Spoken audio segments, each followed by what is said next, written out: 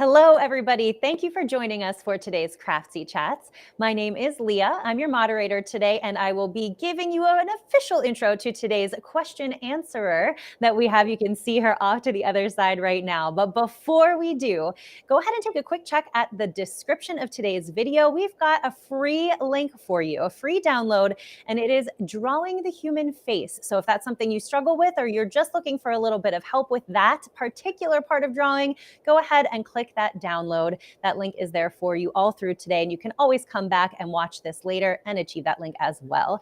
Now, that being said, it is time to start collecting your questions in the chat box. We have about an hour with you today for all of your questions, so you can go ahead and drop them in. It should be below your video player or the chat on Facebook and YouTube. And all you have to do is drop in your questions, comments, sometimes a little crowdsourcing as well. And you can start right now if you'd like by saying hello and letting us know where it is that you're watching from. So with all of that said, it's time to officially introduce today's expert. We have Nina Weiss with us today. She is a painter, and she's here to answer all of your questions, painting and craft otherwise. So Nina, hello and welcome. How are you doing today? Hi, I'm fabulous, and it's so great to be here with you guys. I've been really looking forward to talking to my students. I don't get to do that. It's the best. Awesome. Well, we're excited to have you. I always love to give people a little chance to introduce themselves, a little bit about what got you into painting, what you've been up to recently. And also, I believe there's a trip that you would like to talk about with Craftsy coming up over the new year. I know it's a little far away feeling, but it's closer than you think. So I'm going to give you the floor for a minute for some of that. Okay, wonderful. Thanks so much. So I'm originally from New York, and I began painting when I was 11. That's when I took my first classes. I grew up going into the Art Student League in Manhattan. I always took painting lessons, and I skipped 12th grade to go to art school because I really wanted to paint. So I was in college at 16, and I haven't stopped since. I absolutely love painting. It's been my whole life, basically teaching and painting. I'm here in my studio in Evanston, where it's a live work studio. So what you see behind me is an easel with some completed works, and behind that, a large scale painting on the wall that's in process. So that's my day. Every day is painting and teaching and thinking about painting and teaching and travel. So I travel to get my landscapes, and I'm lucky enough to be able to invite you guys to Spain over New Year's this year. I believe it's at the end of January. We're going to be heavy on Picasso. We're going to the Prado. We're going to Madrid. We're going to see how mosaics are made. I will help you with painting and drawing and talking about color. And I am just so excited to be going. I've been doing this for 20 years, so travel is very much a part of my au vu, as it is. So yeah, I can't wait to talk to you guys. All right, well, we have to say hello to some of the people viewing. We have quite a spread of locations. So we have Catherine from Northwest Minnesota, probably a little chilly here, just like me. Our username Kinemond from Copenhagen, Denmark. Oh, Janet, wow.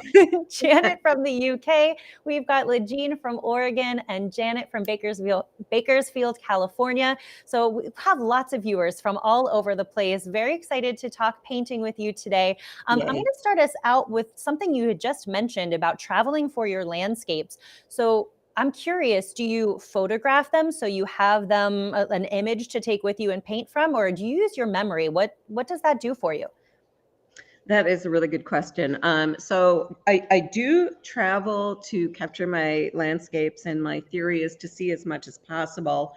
Sometimes I do quick sketches, but the sketches are not like a preparatory sketch for a painting. They're just me reacting to the landscape. When I'm out there taking photos, they come home to the studio with me, and I have just a table full of cropped out images. This is what you're going to see on the easel. Actually, that's kind of cool. You see the photo and you see the painting.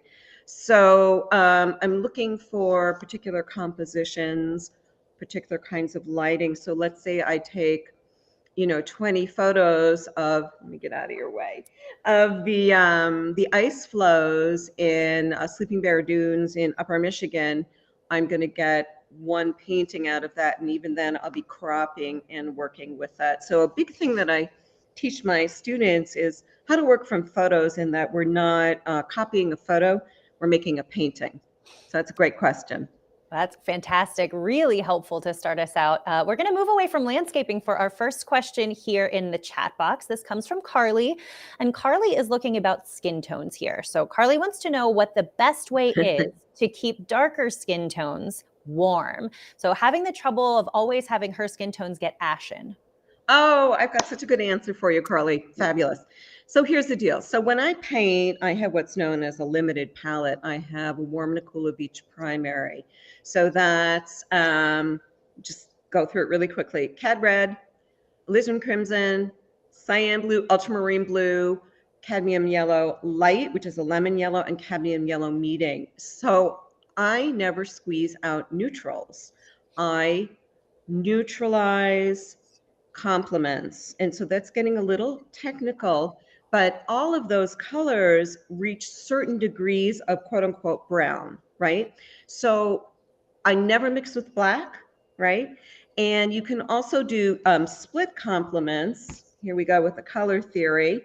You can do a split complement, whoopsie, from red to, where am I? Oh my goodness, to yellow green or blue green, which makes it slightly browner, but not dull. And maybe the ashenness is, I'm not sure if you're squeezing out neutrals or if you're using black, but that should really help to keep the warmth in there. I hope that's helpful. Please feel free to ask more questions if that isn't clear to you. Absolutely. And I always keep an eye out for, if you ask a question and you want to dig a little bit deeper, you can always drop in a little more clarification and we'll come back to it with the time that we have. So let's move on to Yolanda's question next. Yolanda's got a great one here. What is your favorite medium? Yolanda's been nervous to try something new and is looking for some inspiration. What do you have for Yolanda? Okay, so Yolanda, I have painted in lots of different mediums. Gouache, oil, and acrylic. Honestly, they are all good for different things. The matte quality of gouache reflects light differently, but it doesn't seal itself. Acrylic seals itself, but it's a bit shiny because of the polymers. My large scale paintings are oil on canvas because the oil seals itself and has just a different kind of light quality. So although I've done plenty of both at the moment, I'm way into oils, but it's not necessarily the best medium to learn with, which is why for you guys on Craftsy, I teach with acrylic because it dries so quickly, the layers are easily correctable, and you don't have to deal with a lot of the solvents and cleanup issues that come with oils. Now, that actually leads me into something that I like to bring up, especially in these Craftsy chats. We do get quite a few people that are new to a particular craft that want to ask some questions. So any of our beginners out there, what advice would you have for them if they're looking for the equipment that they need to get started? What should they gravitate towards? What is something they don't need, but they can come back to later? What would you advise for that? Absolutely. To get into painting, you have to make it easy to get into painting. You don't want to complicate methods and materials. So again, my limited palette requires, whether you're in watercolor, gouache, or oils, or acrylic, you want to start with 6 colors plus white. And again, that's a warm and a cool of each primary. If it's acrylic, then you need water and GAC and some kind of either disposable or metal palette. So each medium is going to have, you know, a solvent and a cleanup and canvases, but you can also paint on paper. So I always like to say, you know, kind of keep the obstacles out of the way. Don't get overwhelmed. And even with subject matter, I have my beginning painting students paint eggs, and they love me for it. I like that for a starting out tip. Now we've got a question here from Mark from Orlando, Florida, so a little further south than I am right now. I hope you're having some sunny weather, Mark. Mark wants to know if you've ever tried watercolors, and you just mentioned something about watercolors. So Indeed. tell us a little bit. Right. So, Mark, so each medium has a binder, pigment, and a filler. And of the different mediums, watercolor is really the one that is most different in that the pigment is ground to be in suspension and transparent.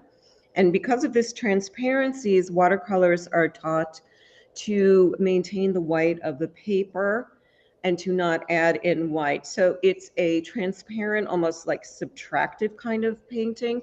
Um, and because of that, it is not my favorite, I have to say. I love layering paints and adding in white. So we work from dark to light, which is so opposite. And Mark, often beginning painting students, and I don't know where you are on your journey, but they think that watercolor is going to be easy. I'm telling you, it's got its own particular challenges. I think it might actually be easier to work with an opaque medium, which is more forgiving in layering and correcting. Okay, let's get really specific with our next question here. This comes from Janet. Janet would love to know if you can tell or show us how to paint waves. Well, my friend Janet, look behind me. We've got water, not waves, but water. And, you know, the thing about water is the beautiful quality it has of the water, you know, which is transparent, what's under the water, how the water moves, and reflections of water. So the way that you can make water realistic is by showing, this is awkward, showing reflection, showing directional mark making, which shows the way that the water is moving, and showing the color mixture. Now, the color is interesting because water it changes based on the depth of the water, the reflection of the sky, and the color of the sand underneath it. So I would say put the word blue out of your vocabulary. You want to show the more complexities. So one of my favorite quotes, and I believe it's from Degas, is that color in nature is complex. And what I tell my students is that it's never a one color solution. So when you get into the complexity of the surface, the reflection, and the movement, then you can really begin to address water. And maybe that's not such a simple answer, but it's not a simple thing to do. All right. Well, thanks for getting into some of those details for us there. I'm going to cut in and just let everybody know, especially if you weren't with us at the top of the hour, I did point out a free download that you can get in the link in the video description, but it also has just been dropped into the chat box, as well as a link to that trip that Nina was talking about. So the trip to Spain, there's a link so you could go ahead and click on that tour, get a little more information. I know this is something that some of you might be very excited about. So go ahead and check those out. Those links are in the chat box as well. All right, enough from me. We're going back to the questions. Rhiannon's got our next one and would love to know how to paint hair, like waves of hair. What about that? Well, we've got an interesting demo right in front of you. Here's the thing about hair. And it's a general explanation about how to paint shapes. So what you want to do when you paint hair is you don't want to paint hairs. The first thing you want to do is look at the overall shape that it makes around a person's head. And then you want to think about that shape in terms of light and dark. So where I am in my studio, you're seeing light coming in from this side. So this side of my head is light, this side is dark, darker around my face, and this kind of dark here is going to give you the depth. Again, not a one color solution. So we use the shadows and the darks to show areas like this, to light. Try not to think that my hair is brown. I would be mixing these colors with orange, orange yellow, red, red orange, ultramarine blue. I might be dulling some of the reds with green, Nothing against green hair, love it, but I'm going to use it to create shadows and to make dulling areas. Only mix white in for a lighter value, not for a bright value, which backwards, which is what's happening on that side of my head, where the light is hitting. It's not lighter in that it's a lighter value, but it's brighter in terms of yellows and oranges. So in general, cools to help you create shadows and warm where the light is hitting. Hope that is helpful. All right, thank you. Michelle's got a question for you about mediums. Have you ever tried cold wax medium? Michelle, I believe I have, and I'm very much aware of what goes into it. Actually, I did quite a bit of painting with a cold wax medium when I was in art school, because when you're learning, it's a fabulous time to start everything and just try different things out. So the surface of the wax sort of dissipates and spreads out the paint.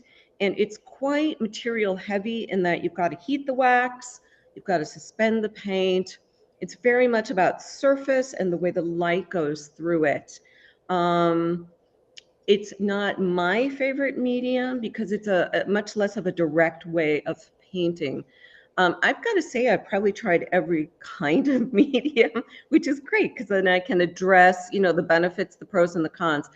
So people who are doing encaustic are usually really enjoying surface and texture and other benefits to the encaustic method.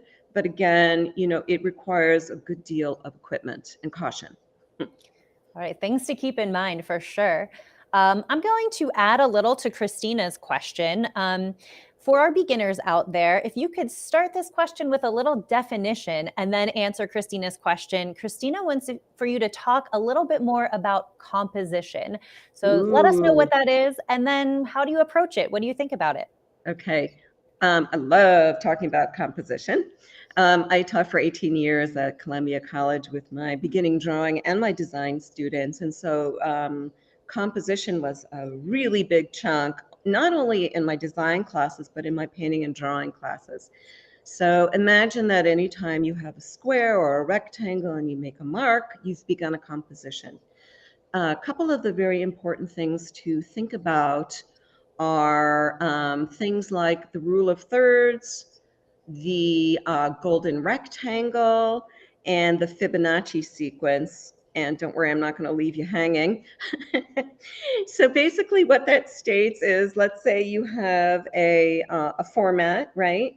You want to avoid putting your subject matter dead center in your format because that makes it very difficult to consider what's on other side. Our brain is more interested visually in contrast. So the minute you take your subject matter and you move it 1/3 to the sides or 1/3 on a horizontal axis, our brains say, wow, that's really cool, that's really interesting. So we think about that. We think about the basic rules of perspective, which say that things that are closer to us are bigger, they overlap things in the back, and they have more detail and texture, and then color, and then we get into some other things too.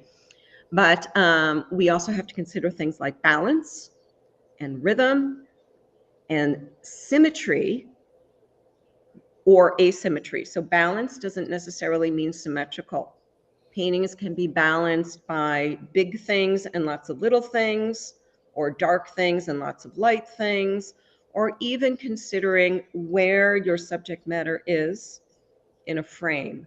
So in a frame, we always consider, I'm just looking for things too. So in a frame, we always consider, I'm crooked, we always consider the bottom to be closest to us. That's like the horizon line, and bigger things are going to be down there. And we consider things at the top to be further away, and those are going to be smaller and further away. So the very format that you work on already gives us information, whether if you realize it or not, about your composition. So a few really dead-on tips are rule of thirds, think about weight, think about placement. And so I tell my students that the two biggest things to think about in composition are scale and placement, or how big is my stuff and where do I put it? I really like that. Keep it nice and simple at first. Where do I put my stuff and how big is it? That's all you need to know. All right. If you have any more details, questions that you might have as a viewer that you want to add on composition, go ahead and drop those in the chat box. We can always revisit a little bit later. For now, though, we're going to go to Nicholas's question next. Nicholas wants to know, Nina, which do you find better, direct painting the water or indirect painting or layering your water? I love that question too. So what Nicholas is referring to is something that is technically called a la prima, which is, at the first, which is Nicholas is correctly calling direct painting, or layering. I do not do direct painting. I build my paintings up sort of in the method that's throughout art history, in that I work from dark to light and lean to fat. So thin to thick and dark to light. So in my underpaintings, I don't use any white and I use saturated colors. Alla prima is very functional if you're painting outside in oils, because you cannot paint in layers. The oil just won't dry. But I love the way light penetrates layers. I love the effect of optical mixtures, of edges, of positive and negative interaction, broken brush stroke. It just, to me, is a very exciting way to work, and it's my favorite. Okay, Carly's got a question here about books. So do you have any books that you like to look back on, revisit, that you would like to recommend to our viewers today? Yes. Well, I have quite a nice stockpile of art books. I was just looking at one yesterday. It's like a cleanser for your palette to look at other artists. We're sort of the sum total of everyone we've ever looked at. So keep looking at painters that you like and painters that you don't like, and just keep taking bites out of art history. When I'm teaching, I'm constantly bringing up other artists or artists that seem to be within the genre that the student is heading. Specifically in terms of color theory, there's one I really like. There's some big ones. Of course, there's Johannes Itten and there is Joseph Albers. Those books are difficult to read, but they have all the nuggets of color theory. There's one that's a little bit more palatable, and it is, I'm slipping my mind right now, but maybe I could get that later to you. If you're going to read a color theory book, you should read it in practice with a teacher so they can explain the terminology, because most color theory books will jump in using terminology that may be a little bit unclear to you. So I also look at design books. I also look at architecture books. I also look at furniture design books. I look at wallpaper. I look at, anything that will spark your imagination. Hope that's helpful. This is actually probably something that might be a really good crowdsourcing as well. So if you are watching and there's a book or some kind of inspiration source that you really like and you would like to shout out, you can drop that into the chat box too, so we can kind of share with each other what it is that's getting our painting creative juices flowing. Let's go to Janet's question next. Janet wants to know if you have any tips for painting mist over water and or steam from like a steam engine. Janet uses acrylics, if that helps base your answer a bit. Absolutely. Yeah. So Janet, so we're layering, right? So we're thinking about working from dark to light. So I might start, I don't paste images over. Like, I don't paint the sky and then put the trees in. I work around that. So I would indicate where the smoke is, but I wouldn't start light. I would start with maybe violets, red violets, blue violets. I might even do some blue-orange neutralization. When you get to add in white, if you want to get that kind of sfumato effect, which is Italian for mist smoke, you might want to employ a method called glazing. So you're going to water down your medium, and if you're using acrylic, you're going to add in GAC or GAC. So GAC adds the polymer back into your acrylic, and you're going to let some of that darkness show through, and then the light is going to go on top. You're going to think smoke, use your gesture in a round way. I've been working with so many students on painting clouds. Clouds are tricky, as I imagine painting mist will also be. But the important thing is to let the dark be underneath and then move up to light. So the layering doesn't always have to be heavy. It could be glazing. It could be scumbling. It could be broken brush strokes. So many ways to do it. All right, great starting points there. As always, if you're looking for a little more, drop it in and let us know. We can come back to it. Mark is asking about your starting process here with our next question. Mark wants to know, do you always start with a light drawing on your canvas? You know what? I'm going to take a moment to move aside my easel because I have a painting that's been started behind me. So here we go, without knocking anything over. Mark, that is not a light drawing. So here's the deal. That's a ground. Okay, so this is canvas stretched on a wall, and I'm starting with gesso because it's raw canvas. Then I put a ground on it, and the ground, and I see another question about a ground in there somewhere, so hopefully this helps as well. Mm-hmm. Yeah, if you prime your canvas with color, what do you do if you can't see it if you were painting over? Okay, so the reason I use a ground is it gets rid of the white immediately, and color is relative. So whatever colors I put on there, I begin to react to. When I work with my students, I tell them not to be afraid to draw in a color that they can see. Don't be afraid of making mistakes. I do not draw in a light color. I draw in a color I can see. That's really, really loose drawing. I do not draw in pencil. So I'm drawing with paint. So what I do, and I just got a new brush. I'm really excited, but I don't know where it is. So I draw with, oh, there it is. Hello. I draw with a round brush.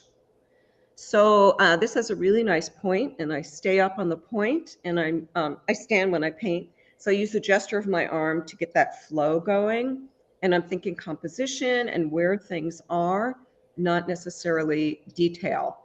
Was there anything else to that question? No. I don't have my students draw with pencil because then I feel like they feel like they're working in a coloring book and they have to stay within the lines. When I paint my preliminary composition, it becomes a part of the painting. The lines become a part of the painting. It's not something I need to cover up. And regarding the ground, my goal is not to cover it up. My goal is to work with it. So in some paintings, it does show through and it gives a little bit of a spark there. Okay. Yeah, you covered two questions there in one. So fantastic.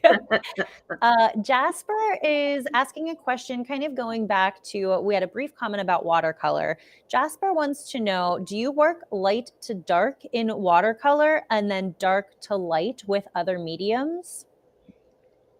Jasper, yes. Not only in watercolor do you work light to dark, but you use something called frisket or masking so that you preserve your whites because it is a transparent medium as opposed to an opaque medium, okay?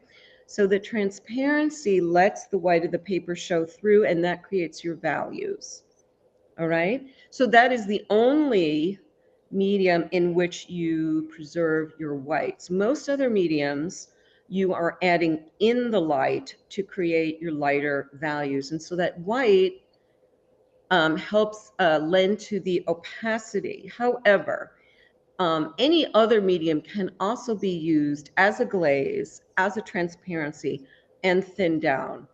Most watercolorists do not go for opacities And because you can see every layer in watercolor, it can quickly devolve into mud, because the more colors you mix, the less the ability any one color has to emit light as a color.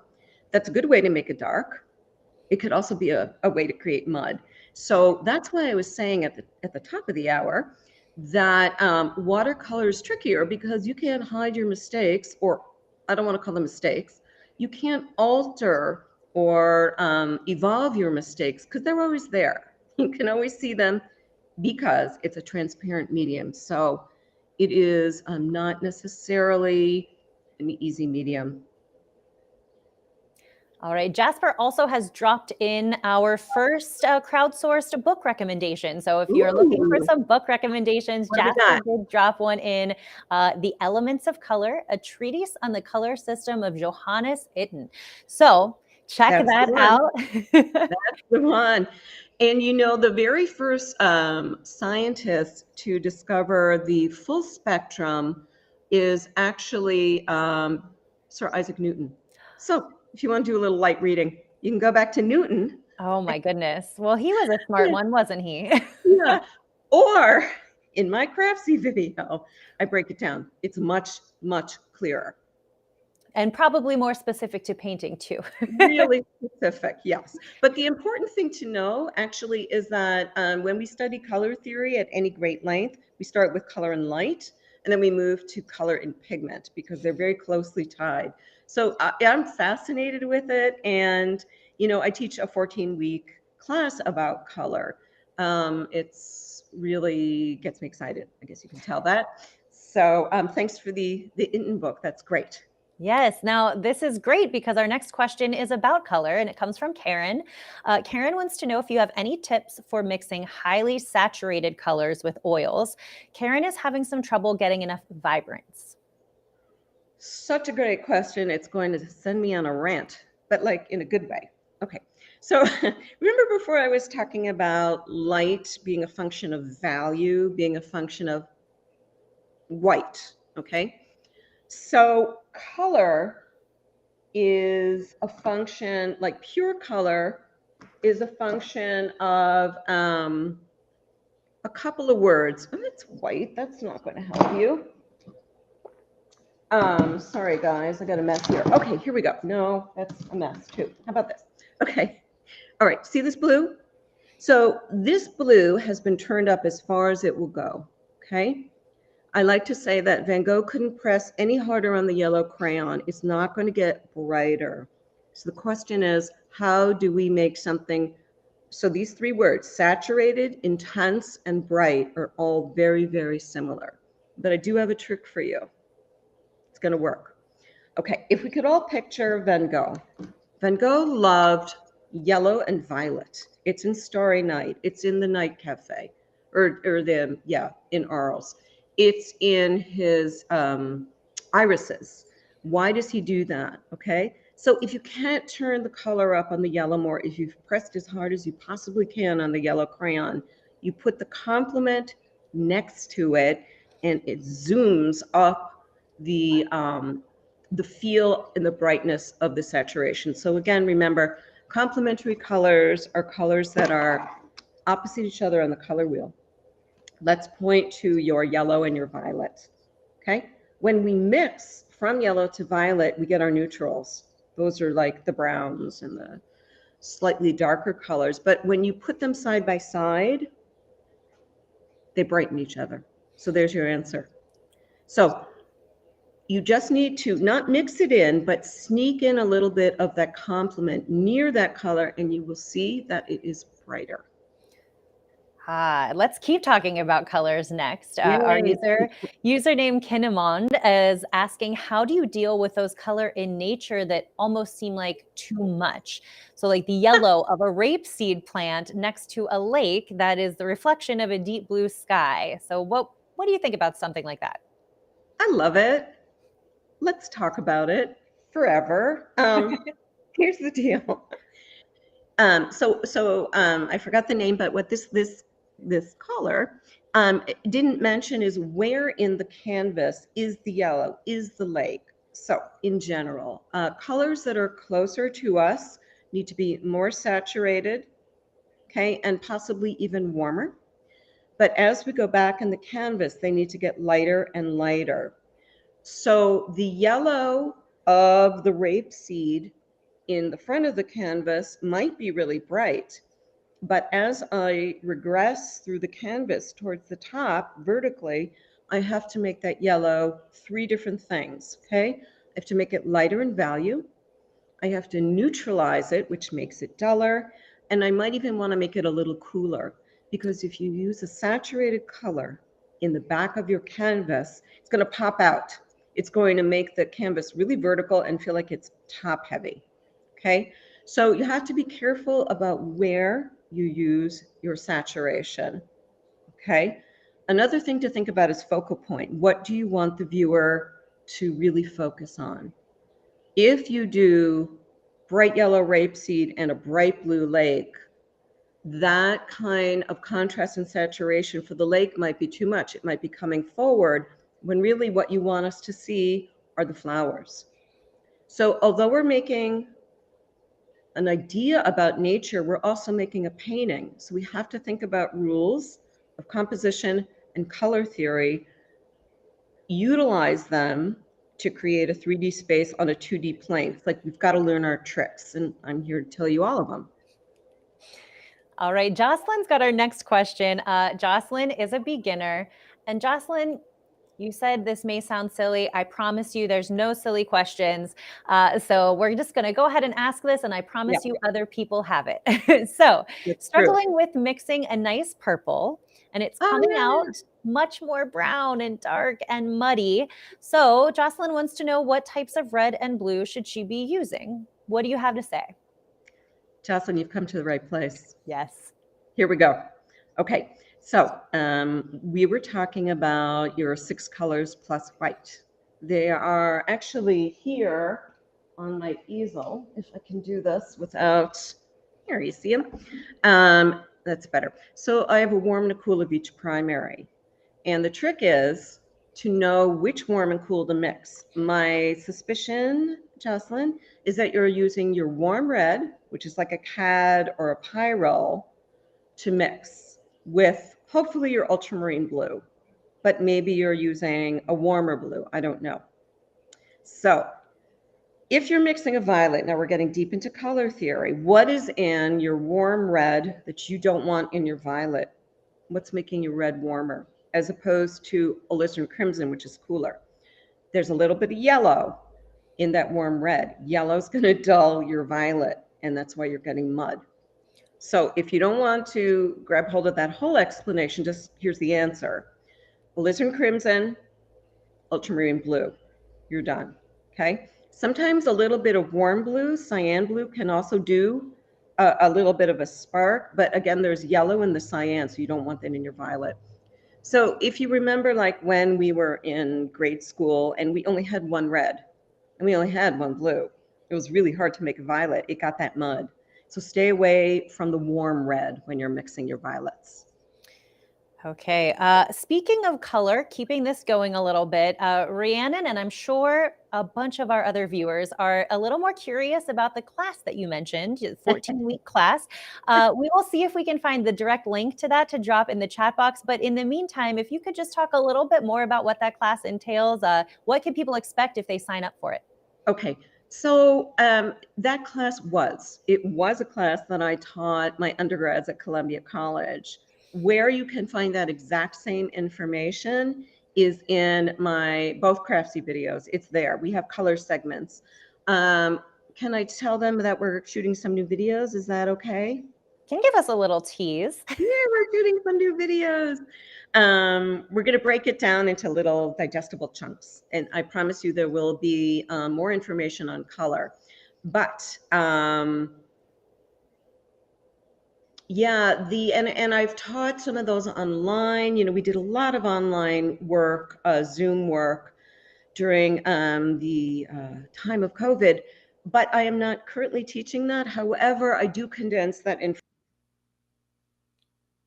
information for you guys in both my Craftsy videos. It's worth. All right, fantastic. Something to look forward to in there as well. We are getting into, we're not at the end of our time, but this is about the time that I like to say, if you're hanging on to a question for Nina, you want to go ahead and drop it into the chat box because we've got about 20 minutes to go and I want to get as many questions in as we can. So don't hang on to them, drop them in and we'll get through them as they come. We're going to Ava's question next. Ava wants to know, after your initial drawing, do you use local color to begin? I just love all these questions. It's like you guys are just feeding me the best of the best. Okay, here we go. No, I do not go to local color. I layer. So a couple of things to think about, Eva, as you layer through a painting is you want to mix colors. You want to let the layers create almost like an optical mixture. The problem with only using strictly local color is it can do a couple of things to your painting. It can isolate. So let's say your sky is blue, your tree is green, the water is greenish blue, the flowers are orange. So then you have like a jigsaw puzzle and things don't relate. But when you build colors with warms and cools, with darks and lights, and you utilize color theory and mixing throughout your painting, everything becomes harmonious. Psychologically, our brains need something to do. If you just show us local color, we sort of go, yeah, it's a red rose. Let's take the example of a rose. Okay, so red is not enough to fully address what's happening in a rose. We need cools, blues, blue violets, warm blues, cool blues to show shadows. We need values. We need greens to mute or dull roses. If you turn over a leaf of a rose or you kind of look underneath the petal, you'll see the mixture of greens and reds. So once you study color theory, you can utilize that theory to make things look more realistic. And in fact, the more local color you use, the flatter that object is. Let's take the example of a lemon, right? You only need a little bit of yellow for the brain to understand that's a lemon. Okay, yellow is yellow is a primary color. Obviously, you have to use it, right? But we need more information about lights and darks and where that lemon is in space and how light moves across it. So I would say local color in extreme moderation. Pay more attention to lights and darks and warms and cool, where it is in the painting. Is it advance, retreat? Lots of other factors. It's a really good question. Jasper's jumped back in, so we're going to revisit. Jasper was a watercolor first. That's what Jasper learned first, and is now trying to paint with acrylic, light to dark. So some of the things you've been talking about, is that why Jasper's having such trouble with opaque paint? Yeah, Jasper, please put your darks underneath. You don't need to save your lights. And sometimes that's, well, okay, let me restart. I work with watercolors often, and because we're together, I am constantly by their side saying, you don't have to preserve your whites. You can use more paints. We're going to put the light in later. Have faith in the process. The darks will hold up the lights. It's going to be more interesting.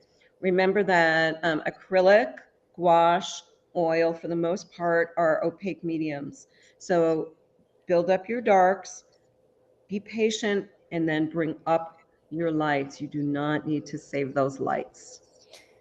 Okay, hopefully this is really helpful too. I'm sure that Jasper is not our only watercolorist first coming into some of this other medium. So let's go to Rhiannon's question next. Rhiannon wants to know if it is a fast rule or a hard rule that warm colors in the light and cold in the shadows, or vice versa, never two in the same space, always one or the other.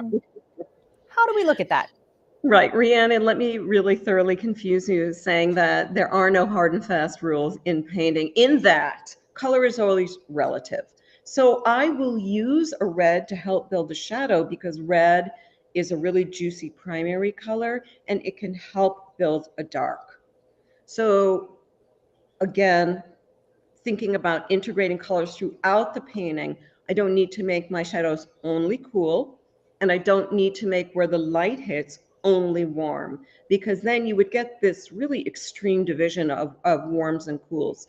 So again, I integrate integrate colors throughout the painting. I love using primary red sometimes to just, oh, we said don't muddy things up, but it's good for making a dark. So remember that color is relative.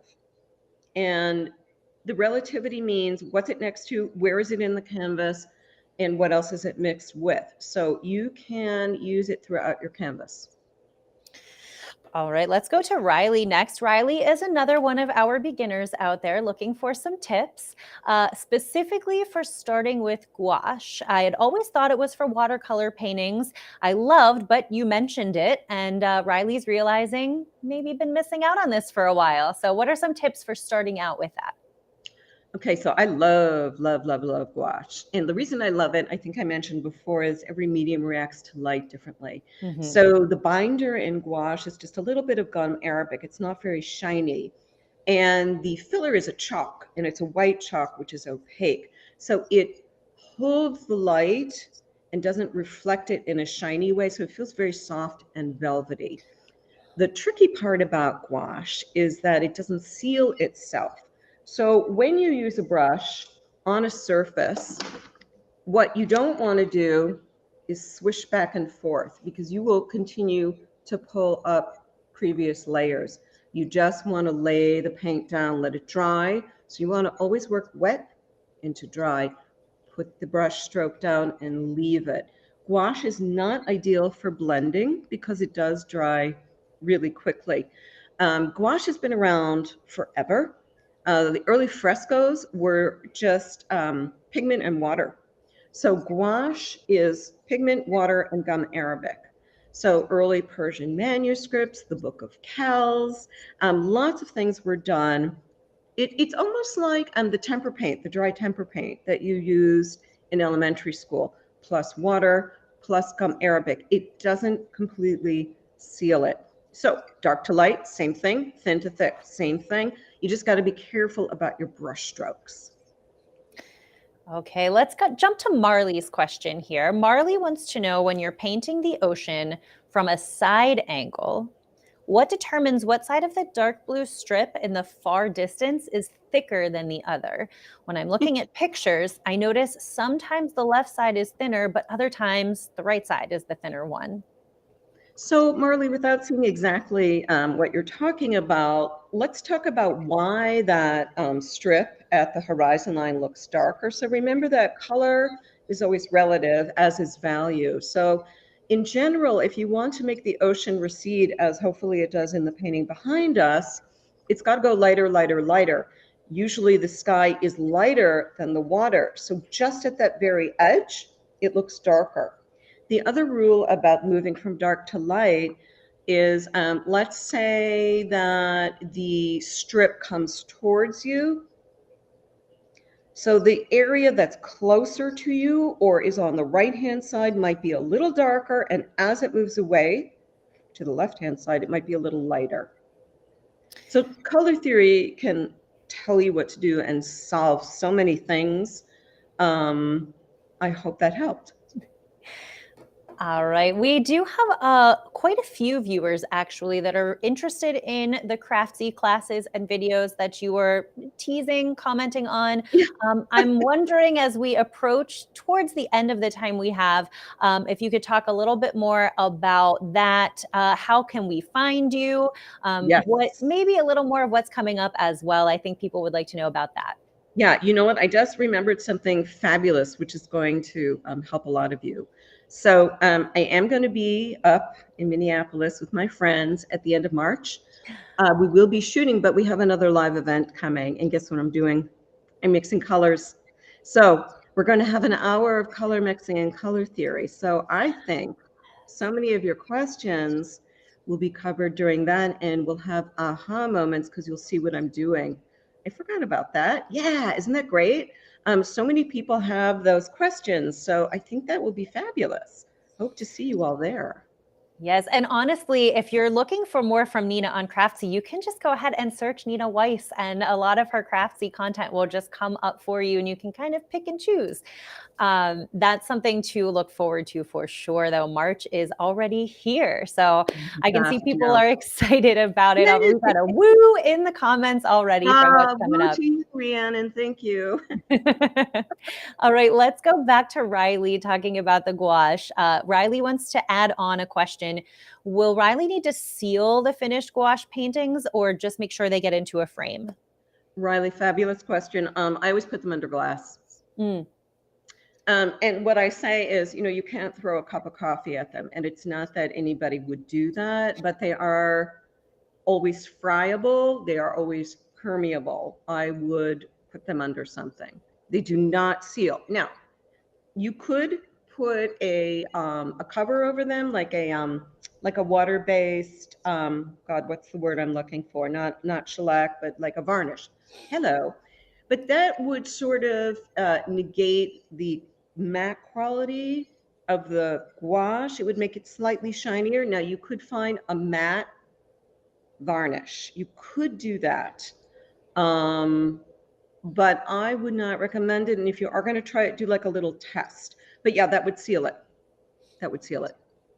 All right. We've got some thank yous coming in already for today's session. We are getting to the end. So what I always like to do as we wait for maybe some last minute questions to come in, Nina, is give you the floor to let us know any final thoughts that you have, maybe something you want to go back and clarify, anything you've got coming up, and especially where can we find you? Social media, website, shout yourself out. Let us know where to look for you in the meantime. So the floor is yours. Okay, thank you guys. Well, you can see me, my work at ninaweiss.com, pretty simple. I have a second website, which is artendeavors.org, in which I talk about all the classes I'm teaching and all the trips that I'm taking. Again, I would love to see you guys run around Spain with me. That'd be pretty awesome. I'm really looking forward to the new things that I have coming up with Craftsy. I'm so pleased that we're going to be doing some more shoots. If anyone is in Michigan, my primary gallery is in Saugatuck, Michigan. It's the Joyce Petter Gallery, or J. Petter Gallery. If anybody is in North Carolina, I'm represented in Hendersonville, which is right outside Asheville. And that is the, Wood Forest Gallery, something like that, sorry. And you can also see my work at saatchi.com. Because I'm always painting and I'm always having shows. So I'm always busy, and teaching is such a big part of my life. And this has just been so wonderful because there's probably little else I would rather do than sit and talk about color and painting for an hour. So thank you. Well, thank all of you for watching and indulging Nina's desire to talk about color. We had a couple more thank yous drop in from Mark, Janet, and Jasper, and everybody that's watching. I'm sure really appreciated today's question and answer. As always, we are always back for some more Craftsy Chats. So it is time for me to close us off with just a few reminders. Again, check out the link in the description for your free download that is painting the human face or drawing the human face.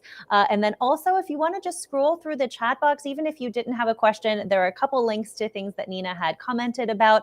And also that book recommendation that Jasper dropped in for any books if you're looking for something art and painting related that you want to dig into and add to your bookshelf. That being said, keep your questions, hold on to them. We do these often, so come back for a future Craftsy Chat. Nina, I hope we'll see you again soon for one of these. But we have to say thank you for joining us for today. And until we see you the next time, have a wonderful time painting, happy crafting, and take care.